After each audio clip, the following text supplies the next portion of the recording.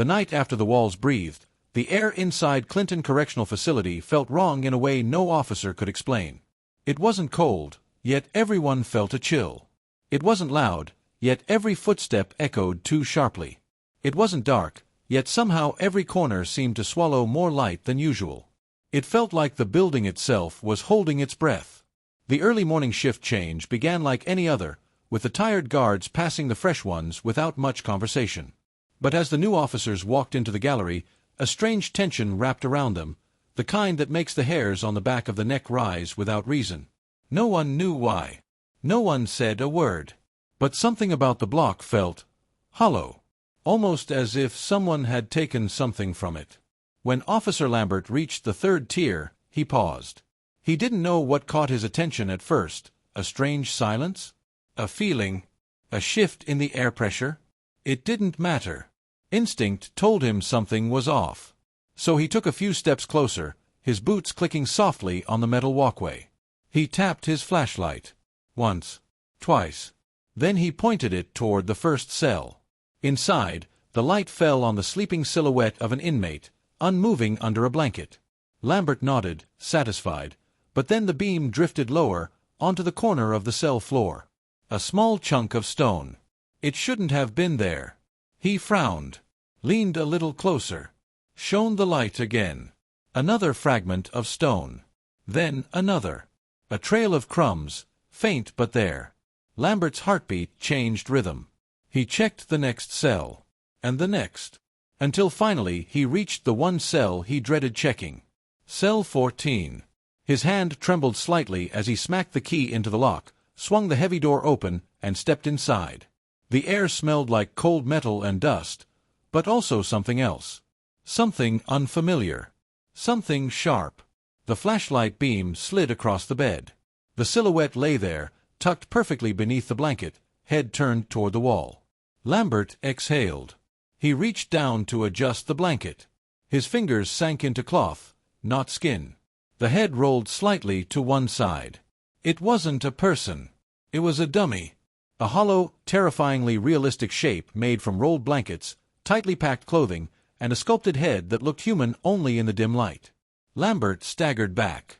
No, not this. Not here. He ripped the blanket away, exposing the fake body completely.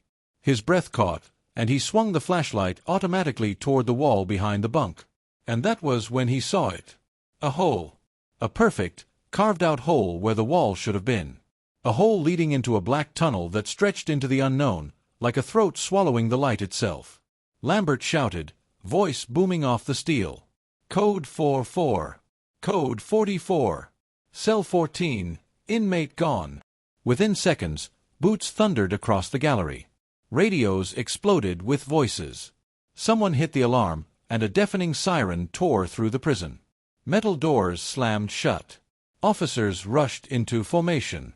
And above it all, like a ghost echoing through the chaos, the night whispered the truth. They were gone. Gone through the walls that breathed. Gone into the tunnels below. Gone into the night. As the officers formed search teams inside, investigators swarmed the escape route, crawling into the dark passageway with flashlights and gloves, their breaths sounding too loud in the cramped space. Dust hung in the air like fog. The walls of the tunnel bore scratches from tools, marks from months of careful digging. Then came the most chilling discovery. A cut steam pipe, sliced cleanly with stolen tools. A crawlspace that twisted beneath the prison like the veins of an ancient beast.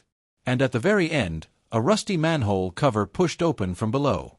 When the investigators climbed up and stepped onto the quiet road outside the prison, the cold morning wind slapped them across the face with a brutal truth. The escapees had stood right here. They had breathed this same air. They had tasted freedom just hours before. And now they were gone. By sunrise, the small town of Dannemora was under siege, not by inmates, but by fear. Helicopters roared above rooftops. K-9 teams marched through yards. Officers in tactical gear closed off roads and put the town into lockdown. No one knew where the two men were. No one knew what they planned. And no one knew how far they had gotten. But deep inside the forest, where morning fog wrapped around the trees like pale smoke, two figures moved quietly between the branches. Their breaths sharp, their eyes wide, their hearts pounding with the thrill of impossible freedom. The world thought it owned them. Tonight, they proved otherwise. The forest swallowed them as if it had been waiting. Tall pines leaned over the fugitives like dark guardians, their branches whispering in the cold wind. The ground was soft with pine needles, masking footsteps. The deeper they went, the thicker the green wall grew, until the prison behind them felt like a dream, an ugly, heavy dream they had just escaped. They didn't speak at first. Breath was too precious. Silence was safer. Only the crunch of frost beneath their boots and the sharp cut of their breathing betrayed that they were human at all. Finally, after what felt like an hour of weaving through shadows, Sweat slowed down. He pressed his back against a tree trunk and lifted his hand slightly, signaling Matt to stop. His chest rose and fell like a man drowning above water. Matt leaned forward, his voice barely more than a breath. "Anyone behind us?" Sweat closed his eyes, listening. Only the rustle of leaves. Only the distant roar of a helicopter moving somewhere over the town, not the forest. Only the steady rhythm of the wind. "No," Sweat whispered. "Not yet." Matt smirked, a thin, eerie smile, the kind born from adrenaline, not happiness. "Good," he said. "Then we're already ahead." Sweat wiped sweat and dirt from his brow. He was younger, fitter, and far more cautious than Matt. His entire life behind bars had been built on discipline and precision. Matt, on the other hand, moved with a dangerous kind of confidence, the swagger of a man who believed fate listened to him. But tonight, fate wasn't listening. Fate was hunting. A spotlight tore across the treetops, white, sharp, and slicing through the branches like a blade. The two froze instantly. Not a heartbeat. Not a breath. They stood as still as stones. The helicopter drifted closer. Its engine throbbed like a giant mechanical heart, pounding through the sky. The light stabbed lower, scanning the forest in wide arcs. Branches lit up in flashes of silver. Shadows spun like dancers caught in the beam. Sweat pressed his back harder against the tree, his fingers digging into the bark. Matt crouched low, his hand gripping the rough forest floor like he might anchor himself to the earth if the spotlight came any closer. For a moment, the forest turned white. For a moment, Sweat thought it was over, that they'd be exposed by a single unlucky beam. But then the light shifted away, climbing upward, gliding across distant treetops, sweeping toward the prison instead. The forest exhaled. And so did they. Matt stood slowly, rolling his shoulders. "That was close," he muttered. Sweat shot him a look, sharp, frustrated, laced with fear. "Stay low," Sweat hissed.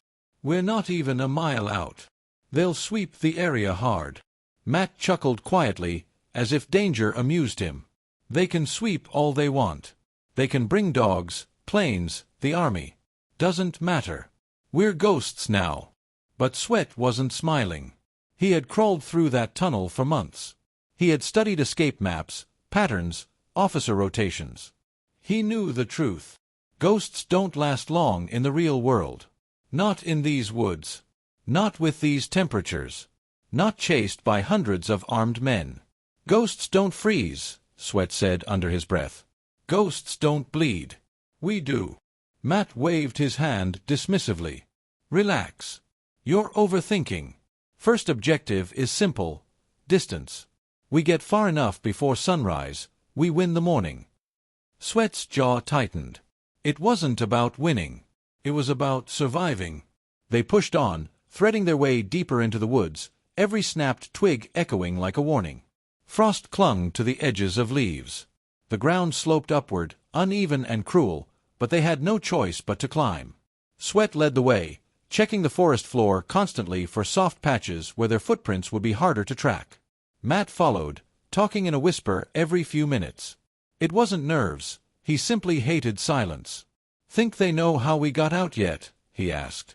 Sweat didn't stop walking. "They know. Think it scares them?" "Everything scares them right now." Matt grinned at the thought.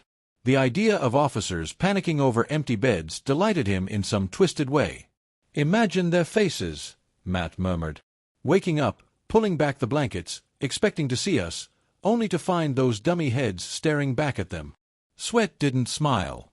He didn't have the luxury. "We need shelter by dawn," he said. "We can't be wandering when the sun comes up." Matt shrugged. "Then we keep moving." And they did. The forest grew colder. The shadows thickened. The branches seemed to reach lower, as if trying to grab at their clothes. Somewhere far behind them, the faint echo of barking dogs floated through the night, distant now, but closing slowly. Sweat stopped again. This time, the pause wasn't instinct. It was dread. "They're using dogs," he whispered.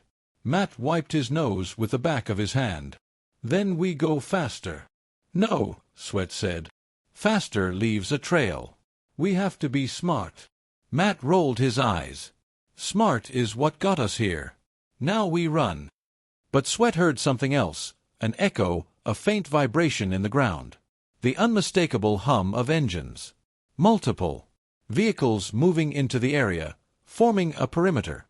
The manhunt was tightening. Fast. "We need to curve left," Sweat said. "Avoid the roads. Stick to the ravine." "Ravine?" Matt scoffed. "That's rough terrain. That's why they won't expect us to take it." The two stared at each other, tension slicing the air between them. But Matt knew better than to question Sweat's instincts when it came to navigation. Because Sweat wasn't just running. He was calculating. He was mapping the forest in his head. He was trying to predict how law enforcement would trap them. And he was already planning how to slip through the gaps. Finally, Matt nodded. "Fine. Lead the way." They turned left, deeper into the heart of the wilderness, where the forest floor dipped sharply, forming a long, narrow ravine filled with shadows and uncertain footing. Behind them, the dogs barked again, louder now. Closer. The hunt was beginning to tighten like a noose. And the shadows they hid in were growing thinner by the minute.